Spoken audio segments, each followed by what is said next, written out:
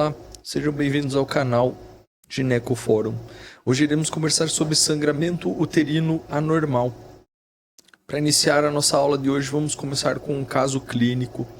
Paciente de 44 anos procura atendimento por sangramento vaginal de grande quantidade, contínuo, sem nenhuma ciclicidade, por hora sangramento intenso, mas eventualmente sangramento presente em menor intensidade. Como sintomas associados, a paciente relata que apresenta dor pélvica e abdominal. Ela relata também que foi à unidade básica de saúde onde recebeu a prescrição de contraceptivo hormonal combinado com etileno estradiol de 0,035. Relata que após o uso do medicamento não houve resolução do problema. Pelo contrário, menciona que o sangramento tornou-se mais intenso e com mais dor na pelve. No exame ginecológico, naquela própria avaliação, observou-se o colo uterino aumentado de volume, com a consistência endurecida ao toque, diferente da consistência esperada, que seria uma consistência fibroelástica. O colo, que já se apresentava disforme, apresentava a extensão desse endurecimento da sua consistência ao fundo de saco vaginal posterior, estendendo-se lateralmente tanto à direita quanto à esquerda. Realizada a biópsia do colo uterino e diagnosticado como câncer de colo do útero. A paciente não apresentava citologia cervical ou qualquer outro método de rastreamento de câncer de colo nos últimos 10 anos. Esse caso que eu mencionei para vocês é um caso real.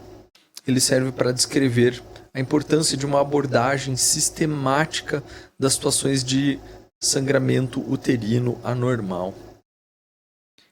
Então, objetivos da aula de hoje é aprender a reconhecer e descrever o sangramento anormal usando a terminologia atual, estruturar a investigação ambulatorial com base no mnemônico Palm-Cohen, decidir a propedêutica complementar, iniciar manejo clínico, identificar sinais de alerta e critérios de urgência. Conhecimentos prévios necessários à aula de hoje. Entender a fisiologia do ciclo menstrual é fundamental. Sem entender a fisiologia do ciclo menstrual, não é possível compreender todas as situações de sangramento uterino anormal. Então, se você ainda não viu o vídeo sobre fisiologia do ciclo menstrual, ele está disponível no canal. Noções de anemia ferropriva, conceitos de ultrassonografia pélvica, lesões estruturais, como pólipos, leiomiomas e adenomiose uterina. A introdução clínica, então, é uma queixa comum, né? Tanto em ambulatório de ginecologia como também em pronto atendimento. A queixa, ela normalmente aparece como variações de duas perguntas, duas respostas básicas, que seria: estou sangrando de forma intensa ou estou sangrando de forma não cíclica. No geral, é alguma variável dessas duas apresentações. Sangramento uterino anormal, lembrando, é um sintoma, não é um diagnóstico, é no máximo um diagnóstico sindrômico, ou seja, múltiplas etiologias que podem apresentar uma apresentação clínica semelhante. Os 3 objetivos imediatos da aula de hoje é entender, que precisamos primeiro averiguar se a situação que estamos enfrentando é uma situação de emergência ou urgência. Em segundo lugar, afastar estados gestacionais como causa de sangramento. Em terceiro lugar, organizar a investigação e o tratamento do problema. Em relação primeiro aos termos utilizados, existe uma terminologia clássica que a gente encontra nos livros textos de ginecologia. Vários termos como menorragia, metrorragia, menometrorragia, hipermenorreia. Esses sintomas clássicos, atualmente há um desencorajamento na sua utilização por vários motivos. Eles não descrevem da forma mais apropriada os sintomas e sinais observados. Em segundo lugar, esses termos eles variam conforme o livro-texto utilizado ou conforme a localização do mundo onde foi escrito. Então, não existe uma consistência no uso desses termos. Alguns outros termos clássicos ainda com relevância seria polimenorreia e oligomenorreia, sendo polimenorreia aquele ciclo que é curto, que dura menos do que 26 dias, enquanto que a oligomenorreia é o oposto, é aquele ciclo que dura 35 dias ou mais, e esses números também eles podem variar conforme a fonte. Atualmente temos termos que são mais úteis, termos atuais mais úteis, que descrevem melhor o que nós precisamos retirar, né, da nossa consulta. Então, o primeiro seria sangramento menstrual intenso. Ele implica que o sangramento é cíclico, ou seja, o sangramento é menstrual. E por intenso, a gente não procura mais ir tanto atrás de estimar em ml a perda. Acaba sendo mais importante o impacto na qualidade de vida. Como a gente vai ver mais para frente, claro, em algumas situações a gente tentar estimar o volume sangrado é importante. Porém, o foco desse termo é mais relacionado à qualidade de vida e o impacto na qualidade de vida. Outro termo seria o sangramento intermenstrual, aquele em que a paciente apresenta suas menstruações regulares, porém, no intervalo entre as menstruações apresenta fluxo sanguíneo. E teríamos o sangramento irregular ou anovulatório, que é aquele sangramento que não apresenta qualquer forma de regularidade ou de ciclicidade. Face a essa grande quantidade de termos, então reforço a importância da gente procurar usar os termos atuais. E em virtude dessa grande variação de terminologia e de tantas doenças diferentes que podem ser causas de sangramento uterino anormal, há alguns anos atrás, um grupo internacional liderado por Malcolm Monroe desenvolveu um sistema que é chamado de PalmCoin, que é um sistema mnemônico.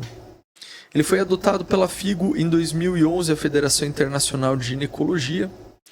Ele tem a vantagem de padronizar a terminologia utilizada, eliminando eventuais inconsistências do uso da terminologia clássica.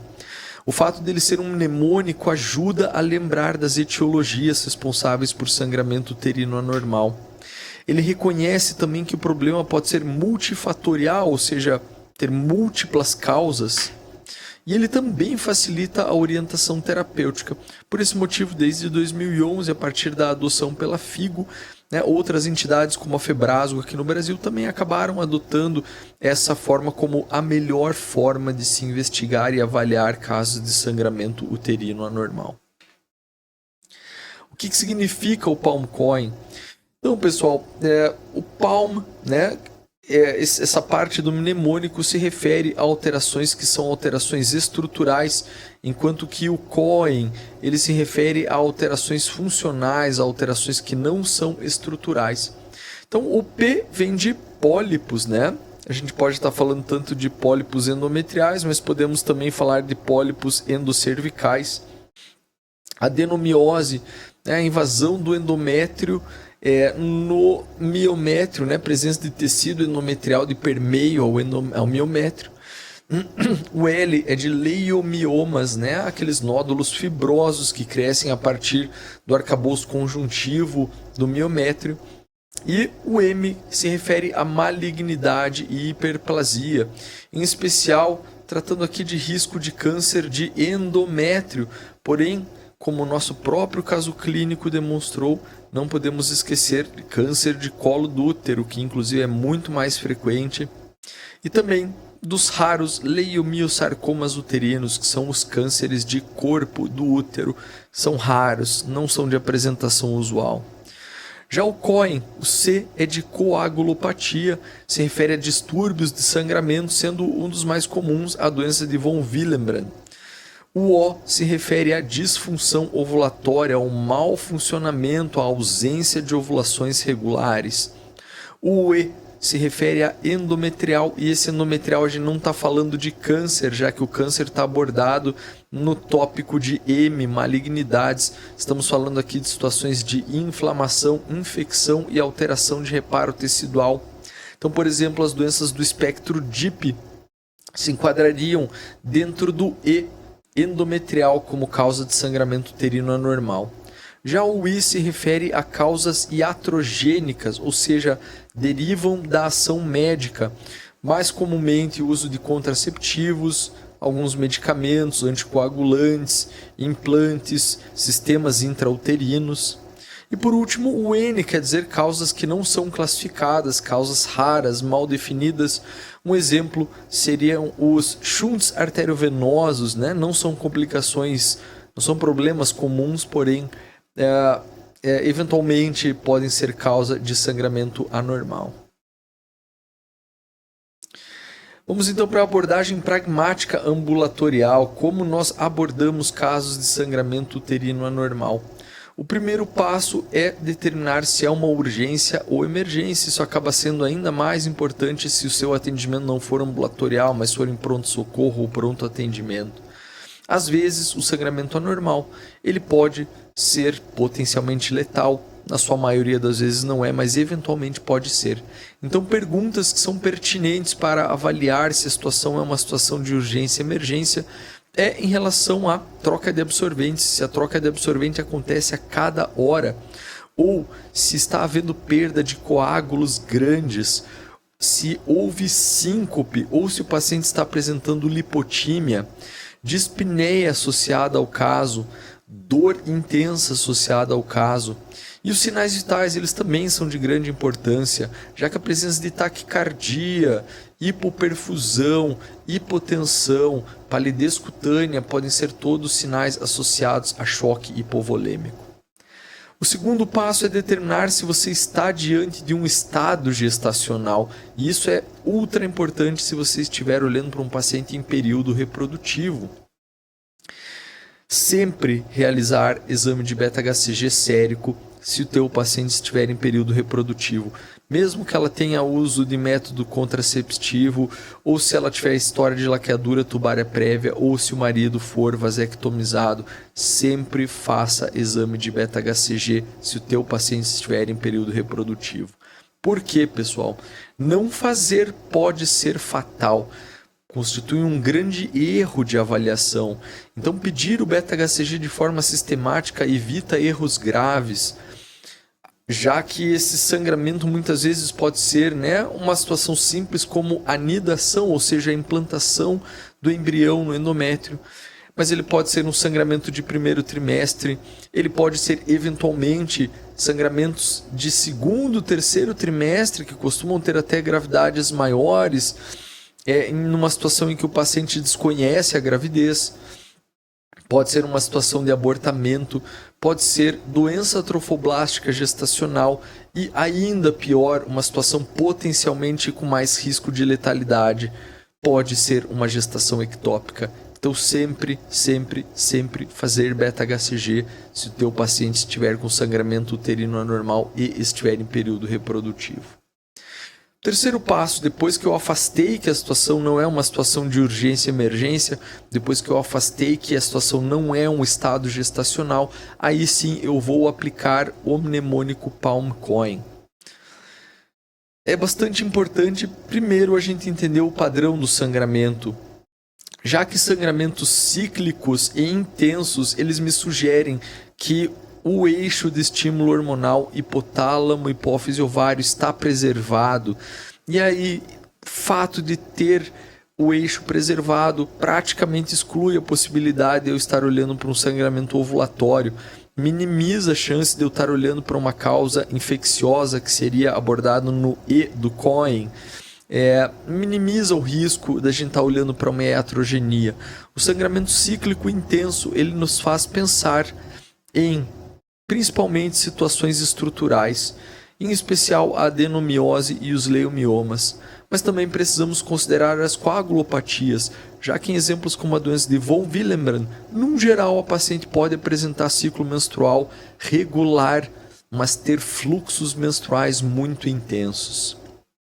Terceira opção ainda, shunts arteriovenosos. A paciente pode apresentar ciclicidade e regularidade do ciclo, porém o fluxo vem de altíssima intensidade, embora essa é uma causa rara e incomum de sangramento uterino anormal.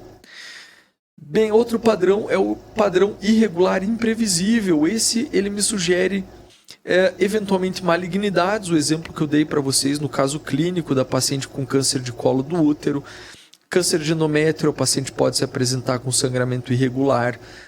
Sarcomas uterinos raros também podem se apresentar como sangramento irregular imprevisível. A possibilidade mais comum em termos estatísticos é causas de disfunção ovulatória, né? Conforme nós vamos ver mais para frente. Causas também endometriais, né? Principalmente as doenças do espectro DIP, as infecções endometriais. E também podemos pensar em causas iatrogênicas, o sangramento sendo um efeito colateral de um medicamento, ou de um DIU, ou de um implante. Intermenstrual ou pós-coital, quando a paciente tem irregularidade do ciclo, ou seja, ela menstrua no tempo correto, porém, entre os fluxos ela acaba apresentando algum fluxo menstrual. Então pensamos no geral nessa situação em pólipos, né? Sejam eles endocervicais ou endometriais. Também pensamos no E, né? Causas endometriais infecciosas, inflamatórias e em especial, pessoal, as endocervicites, as infecções do colo do útero. Malignidades também em especial colo uterino, tá? Já que sangramento pós-coital, sangramento intermenstrual, inclusive sinusio-ragia, que é o sangramento durante a relação sexual, costuma estar bastante ligado a lesões precursoras ou lesões já malignas do colo do útero.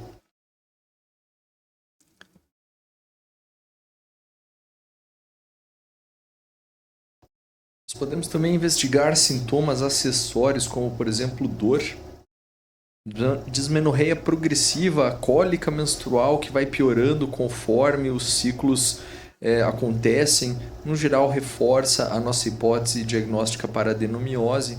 A dispareunia de profundidade, ela também aumenta a chance da gente estar olhando para uma situação de adenomiose. Dor pós-coital, a dor que acontece logo depois da relação sexual, um pouco diferente de dispareunia, também associada, né, a uma chance maior de adenomiose. Já a sensação de dor pélvica associada à massa pélvica palpável ou sensação de pressão pélvica pode de repente sugerir, né, o diagnóstico de leiomioma. Quando suspeitamos de coagulopatia como causa, existem alguns indícios importantes a serem levados em conta. Um dos principais é o sintoma desde a menarca. Se a gente for considerar que a doença de von Willebrand, uma das causas mais comuns de coagulopatia, num geral o problema inicia a partir da menarca. A paciente mantém as regularidades menstruais, porém o fluxo normalmente é muito intenso. Outro sinal é o sangramento gengival excessivo, né? A paciente relata que de forma espontânea apresenta sangramento gengival. Epistaxe, sangramentos nasais frequentes da mesma forma. A formação recorrente de hematomas espontâneos aos mínimos estímulos também é suspeito.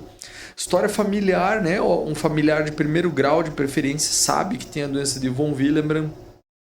A apresentação mais comum da coagulopatia é o sangramento cíclico, porém com fluxo intenso desde a menarca. Quando devemos suspeitar de disfunção ovulatória? Bem, pessoal, conforme a gente já conversou, o sangramento de disfunção ovulatória, ele normalmente é um sangramento completamente irregular, ele não apresenta qualquer ciclicidade. Se nós voltarmos ao conceito de fisiologia menstrual, a gente vai lembrar, né? Se o paciente não ovular, sem ovulação não há corpo lúteo, sem corpo lúteo não há produção de progesterona, sem o pico da progesterona também não há a queda da progesterona, que normalmente sinaliza o fluxo menstrual.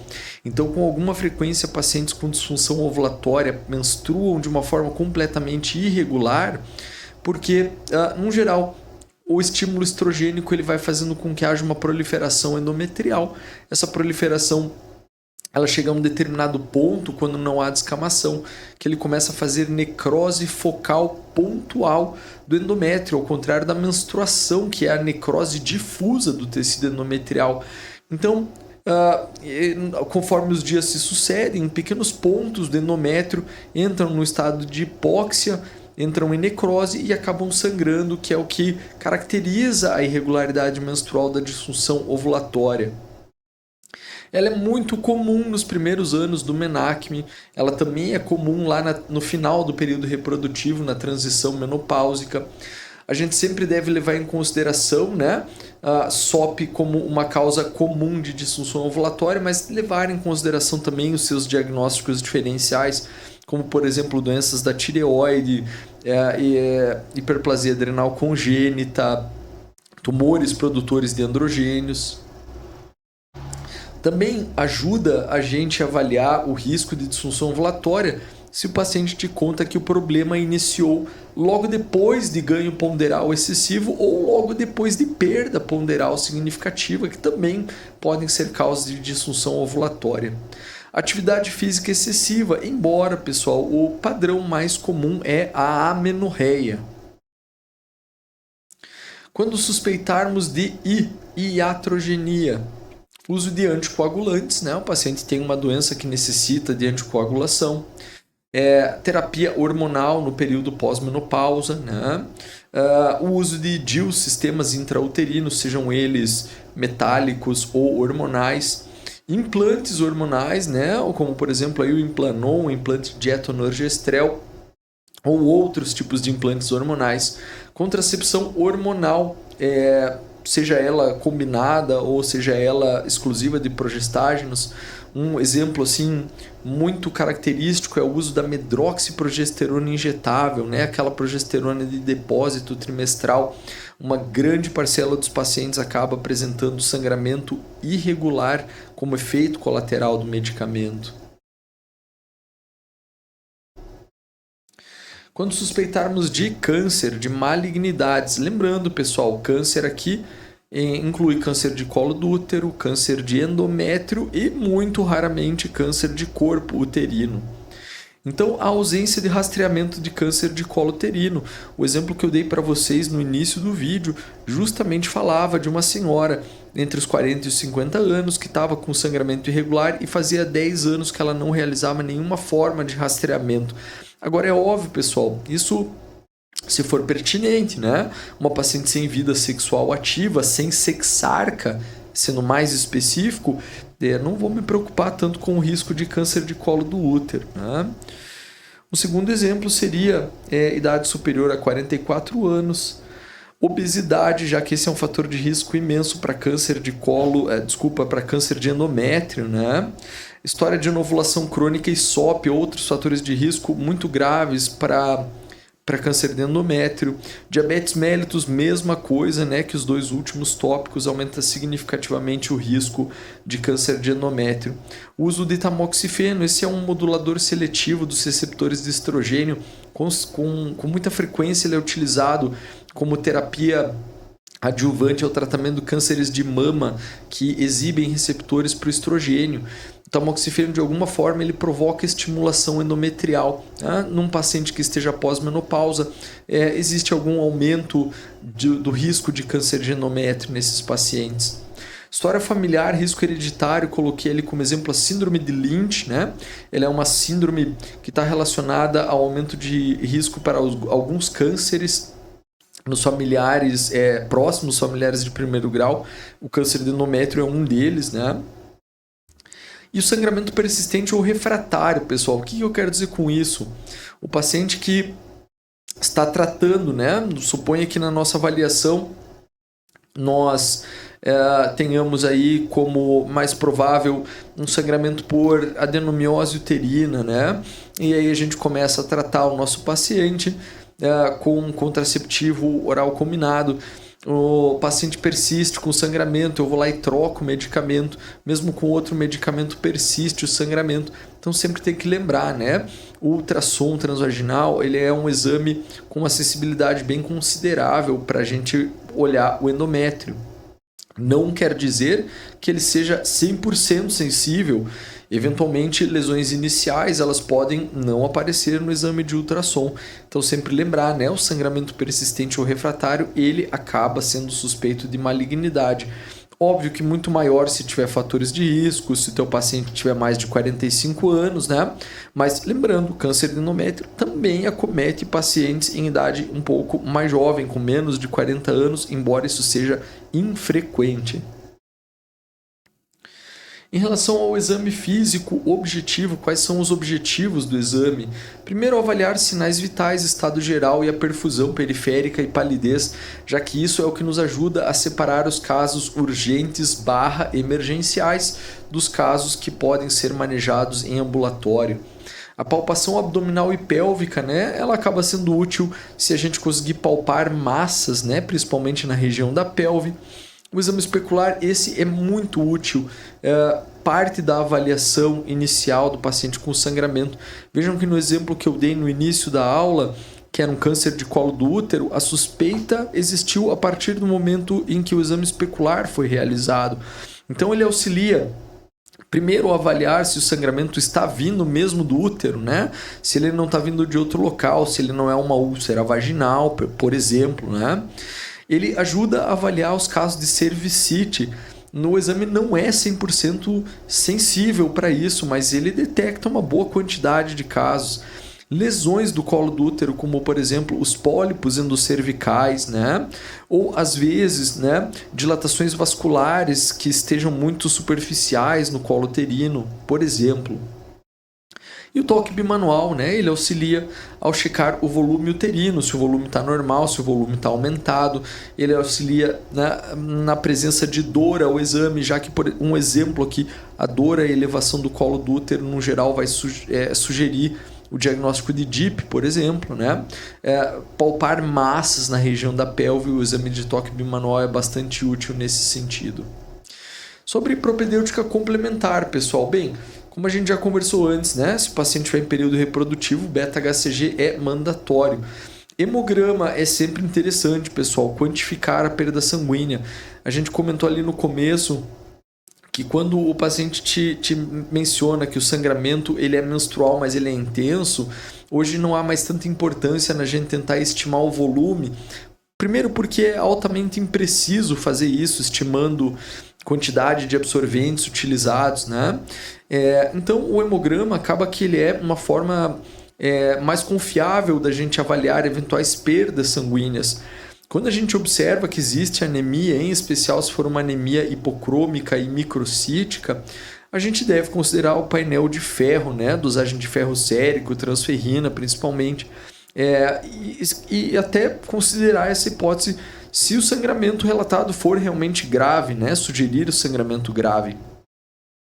Se a gente suspeitar então de alterações estruturais, é importante uma avaliação de imagem, né? O ultrassom transvaginal resolve a maior parte dos casos. Eventualmente, numa situação de dúvida ou de impossibilidade, a ressonância magnética pode ser uma alternativa, né? E lembrem, né, pessoal, checar o rastreamento de câncer de colo uterino, tá? Já que malignidades a gente de repente não vai perceber estágio inicial num exame de imagem, certo? Você vai conseguir perceber malignidade de colo do útero em exame de imagem, no geral, em estágios mais avançados da doença. Então, o rastreamento, seja por citologia ou seja por captura híbrida do HPV, né? Eles são os exames mandatórios, caso seja pertinente. Se você suspeitar de coagulopatia, né, considerar também a realização de TAP-TTPA, dosagem de fator 8, TGO-TGP, função renal e dosagem de fibrinogênio. Se você suspeitar de disfunção ovulatória, praticamente todos esses exames que estão aqui, eles entram no diagnóstico diferencial de SOP, né? Se a gente suspeitar de endométrio, infecção / inflamação endometrial, no geral, boa parte das vezes o exame clínico pode ser suficiente, a história clínica junto com o exame físico pode ser suficiente, mas em situações de dúvida, testagem para DSTs, né? Um exemplo aqui, um ênfase na verdade, para a PCR, né? Por swab vaginal para clamídia e gonococo, por exemplo. Em situações, pessoal, em que haja falha do tratamento ou refratariedade ao tratamento ou o exame pélvico ginecológico estiver limitado, nós nunca devemos esquecer de fazer ultrassom transvaginal. Lembrando, né, das contraindicações ao procedimento, certo? Já a biópsia, pessoal, quando nós devemos fazer biópsia e histologia endometrial? Então, a refratariedade do tratamento, em especial se for um paciente com fator de risco para câncer de endométrio, né? Sempre uma situação importante, mesmo com ultrassom normal. Lesão suspeita na cavidade endometrial ao exame de imagem, né? Então, um espessamento endometrial com endométrio não uniforme, apresentando cistos irregulares, apresentando vascularização aumentada ao Doppler, né? Essas situações devem ser abordadas com biópsia de endométrio. Idade superior a 44 anos com sangramento uterino anormal persistente, né?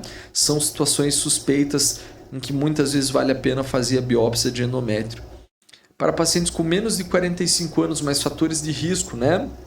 SOP, anovulação crônica, obesidade, diabetes e com sangramento uterino persistente, nós também devemos considerar a biópsia de endométrio nessas situações.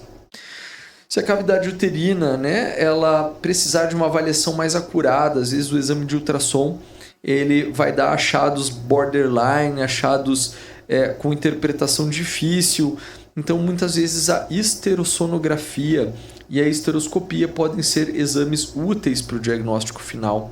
Então, um exemplo aqui nessa imagem é uma imagem de histerossonografia. Histero quer dizer útero, sono quer dizer som. Grafia quer dizer o desenho do útero por meio do som, né? Qual é a diferença para o ultrassom normal, pessoal? Você coloca uma sondinha dentro do útero e aí você vai injetar soro fisiológico.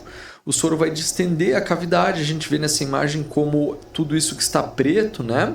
E isso gera um meio de contraste que favorece olhar estruturas que estejam dentro da cavidade, né?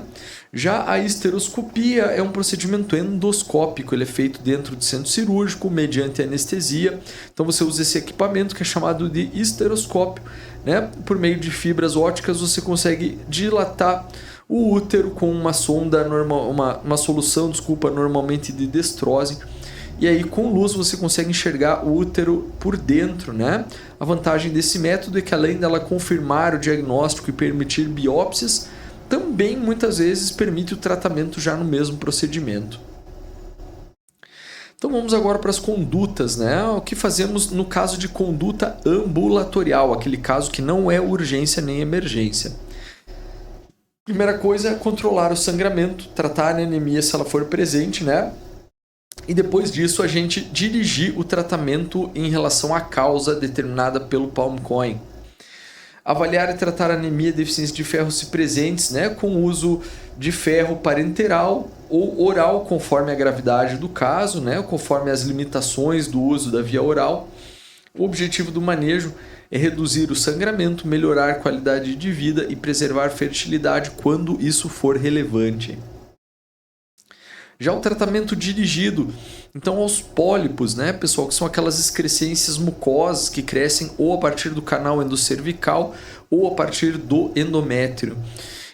O meio ideal, pessoal, é a histeroscopia que eu acabei de mostrar para vocês, me permite observar a lesão, me permite já retirá-la e me permite encaminhar a lesão para biópsia, né?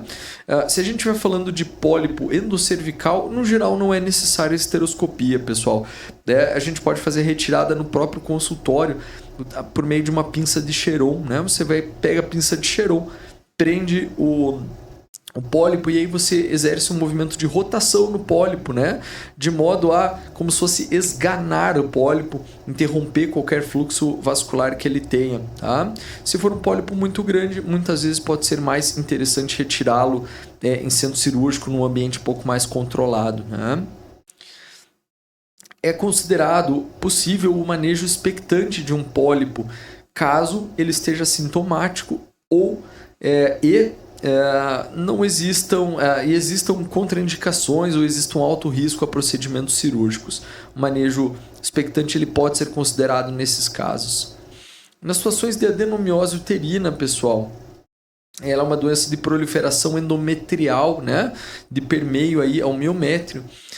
O tratamento costuma incluir amenorreia induzida. A gente pode conseguir isso por meio de contraceptivos orais combinados de uso contínuo, pílulas orais de progesterona, os implantes de levonorgestrel, né, e os implantes de progesterona também com metonorgestrel. Uma alternativa também seria, né, a medroxiprogesterona injetável trimestral.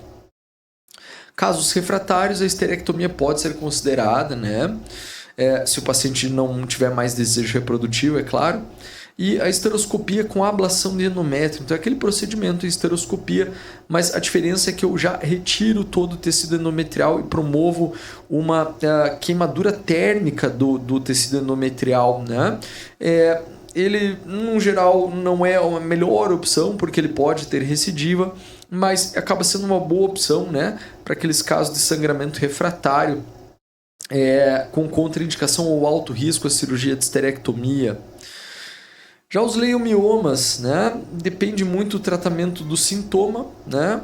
Se for sangramento, às vezes o sintoma é dor, às vezes é assintomático, depende muito do tamanho, depende muito da localização e do desejo reprodutivo, né?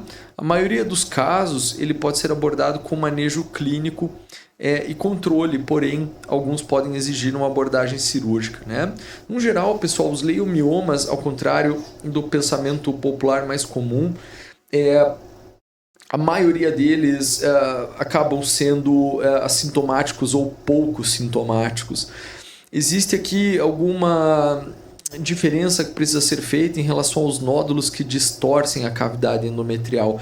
Então, aqueles nódulos de natureza submucosa, né, que perturbam a posição normal do endométrio, esses nódulos eles realmente têm uma chance maior de causar sangramentos e nem sempre eles são resolvidos com o tratamento clínico, né? Outro exemplo, né, de nódulo de leiomioma que deve ser considerada, retirada, é quando ele está localizado no istmo uterino na parede anterior, que é bem aquela transição entre o corpo e o colo do útero. Nódulos nessa região eles podem comprimir a porção mais distal do ureter e provocar hidronefrose, né? Embora nem sempre causem sangramento, né? Mas seriam outros motivos. Às vezes dor pélvica, nódulos muito grandes, degenerações de leiomiomas. Então a abordagem é bastante individualizada, mas como são situações bastante comuns, em especial depois dos 35 anos, a imensa maioria das situações ela pode ser resolvida com uma abordagem clínica semelhante à utilizada para a adenomiose. Já as malignidades, né, pessoal, qualquer um dos cânceres que a gente esteja falando, de colo, de endométrio ou de corpo do útero, em especial o de colo e o de endométrio, que são os mais comuns, mais frequentes, né? A biópsia acaba sendo realizada para confirmação histológica e aí você encaminha o paciente para um manejo oncológico, certo? Os sarcomas de útero, pessoal, eles podem sim ser causa de sangramento. Normalmente eles provocam a formação de muitos nódulos uterinos. O útero, na maioria das vezes, adquire volumes assim estratosféricos, muita dor associada. Então, no geral, são bastante sintomáticos, né?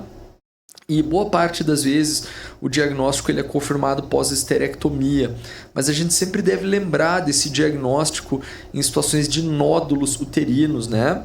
A maioria imensa das vezes, 99,5% aproximadamente dos nódulos identificados no útero são leiomiomas, né? Simples, tumores benignos, porém, tá? Menos de 0,5% aí desses nódulos podem eventualmente ser sarcomas. As características típicas dos sarcomas é que eles têm crescimento rápido, existe uma multiplicidade de nódulos com uma frequência muito grande, eles no geral são muito sintomáticos, né? Mas lembrar também que são raros, tá, pessoal? Então, a maioria das pessoas que não trabalhar com oncologia muito provavelmente vai passar a maior parte da vida talvez sem ver um caso de leiomiosarcomas, né? Em relação às coagulopatias, pessoal, o tratamento é induzir a amenorreia, certo? Da forma como for possível, de um modo semelhante como foi mencionado aqui para a adenomiose uterina. A esteroscopia com ablação de endométrio, ela pode ser uma opção, né, em situações de refratariedade, contraindicações ao manejo clínico, né? A esterectomia pode ser considerada face à refratariedade, contraindicações ao manejo clínico, paridade constituída, certo? O ovulatório, pessoal, o tratamento é eminentemente clínico, né? Você pode ou gerar amenorreia induzida, da mesma forma como eu mencionei para vocês para adenomiose uterina, mas às vezes não é necessário induzir a amenorreia. Muitas vezes o uso de uma contracepção hormonal combinada de forma cíclica, até mesmo um injetável combinado, né, tende a regularizar o ciclo menstrual da paciente, e ele traz outra vantagem, que é a proteção do endométrio, né? A gente deve lembrar, pessoal, que o sangramento irregular anovulatório, ele tem outro risco. O problema não é só você deixar o teu paciente desconfortável se você não tratar o problema. O problema do paciente com anovulação crônica é que ela não produz progesterona suficiente para proteger o endométrio dela das ações do estrogênio. Então esses pacientes têm maior risco de desenvolver câncer de endométrio, em especial no período pós-menopausa. E a partir do momento que eu dou para ela um tratamento, seja ele um DIU com levonorgestrel, um implante de progesterona, uma pílula de progesterona, uma injeção de progesterona ou um contraceptivo oral combinado, alguma forma de repor a progesterona, eu estou dando para esse paciente uma proteção em relação a esse risco. Em relação ao E de endométrio, né, pessoal, a gente já conversou aqui, causas infecciosas, inflamatórias, o mais comum disparado, as doenças do espectro DIP, realizar o tratamento direcionado para a infecção. Numa situação de iatrogênese, é importante identificar o fator causador, né, da iatrogênese e substituí-la. E as causas não classificadas, pessoal, o tratamento é dirigido para a causa. Um exemplo aqui seriam, né, os shunts arteriovenosos. Num geral, é possível sim tentar o tratamento clínico, né, por meio de repente de amenorreia, mas se não for possível, é possível também se considerar o tratamento via endovascular, né, com o uso de esferas para fazer o fechamento, né, desses shunts, ou ainda na vigência de futuro, de não ter necessidade de futuro reprodutivo, né, de ter paridade constituída, a própria esterectomia como solução. Sobre a abordagem geral ao tratamento, né? Então lembrar aqui, pessoal, ao atender um paciente em pronto atendimento ou em ambulatório, em especial pronto atendimento, se a gente ainda não tem um diagnóstico firmado, tá? A gente ainda não consegue presumir qual é a etiologia, evite o uso de medicamentos hormonais, em especial estrogênios. O caso que eu mostrei para vocês no começo da aula era um caso em que a paciente tinha um câncer de colo do útero e ela estava recebendo o uso de pílula combinada. O estrogênio ele pode acelerar a progressão da doença, e isso é ainda mais importante se a gente estiver olhando para um caso de câncer de endométrio. De forma geral, pessoal, o uso de anti-inflamatórios não esteroidais ele pode ser muito útil na maioria das situações, porque ele acaba reduzindo dor e acaba reduzindo a intensidade de sangramento. Um exemplo especial é o ácido tranexâmico, é um medicamento que ele tende a reduzir a atividade de fibrinólise no final do período de coagulação, deixando os coágulos mais estáveis e reduzindo tanto a intensidade quanto o tempo de sangramento, né? Ele é muito útil quando a gente ainda não conhece a etiologia do sangramento, né? E para situações, por exemplo, de inflamação endometrial, acaba também sendo de grande utilidade. Lembre-se sempre de avaliar a elegibilidade do método hormonal, né? Já que existem contraindicações a vários dos tratamentos, em especial os tratamentos com hormônios combinados, né? E aí uma dica importante, pessoal, sempre suspeitar da refratariedade, tá? Estou tentando tratar o meu problema, o meu paciente, estou com dificuldade em resolver o problema.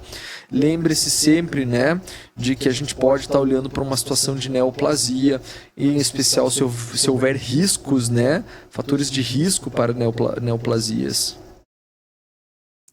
Quais são as armadilhas potenciais, pessoal? Utilizar terminologia clássica para descrever o sangramento. Nós conversamos aqui no início da aula que o uso de termos clássicos, né, embora utilizados por muito tempo, eles apresentam inconsistências. A definição em um determinado tratado não é a mesma definição do outro.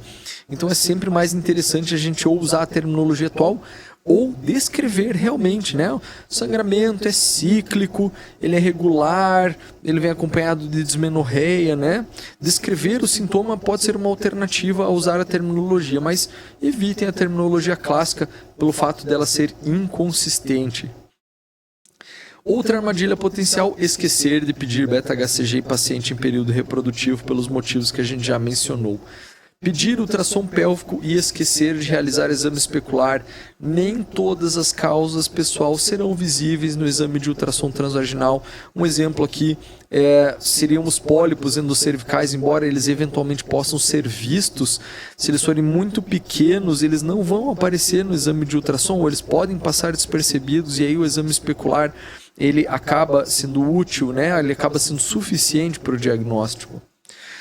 Outro erro, né, a armadilha potencial: esquecer de quantificar o sangramento e a perda de ferro, né? Uma anemia grave não tratada, pessoal, pode trazer morbidade, pode ser letal eventualmente. Não identificar o padrão anovulatório e deixar o endométrio desprotegido, pelo motivo que nós já comentamos antes, né? O maior risco de câncer de endométrio. Menosprezar o E de endométrio, infecções e inflamações endometriais, né? Essa causa, pessoal, ela é subestimada, tá? Muitas vezes a gente vai pensar no E como um diagnóstico de exclusão, depois que eu olhei outras causas e não achei nada. Mas a gente precisa lembrar que DIP, doença inflamatória pélvica, e essas doenças do seu espectro, elas são muito comuns, né? A estimativa é de que as infecções por clamídia sejam a DST mais comum no planeta todo. Se a gente for considerar a América Latina, África subsaariana, Sudeste Asiático, a gente está falando, né, de uma incidência e prevalência dessas doenças ainda maior. Então sempre lembrar, tá, do E, não esquecer do E. E aí os sinais vermelhos, né, que a gente deve ter atenção: instabilidade hemodinâmica, taquicardia, síncope, palidez, sangramento muito volumoso, pode estar associado a choque hipovolêmico. Não reconhecimento pode ser letal. Então lá no começo da aula eu falei para vocês, né, que o termo sangramento menstrual intenso, ele está mais hoje relacionado à intensidade do sangramento. Não há mais aquela mesma importância em estimar o quanto o paciente perde. Mas vejam, isso é uma verdade parcial, né? Se o meu paciente conta para mim que está saindo muito sangue, que está saindo sangue com coágulos, esses coágulos são muito grandes, pessoal, isso pode ser um indício de uma hemorragia uterina, certo? Pode ser que estejamos olhando uma urgência e emergência. Então, nunca esquecer de checar sinais vitais, o estado geral do paciente. Ignorar sinais de anemia severa, né? Como eu comentei antes com vocês, pode ser letal ou pode provocar grave morbidade associada, né? Como por exemplo a necrose da glândula pituitária, né?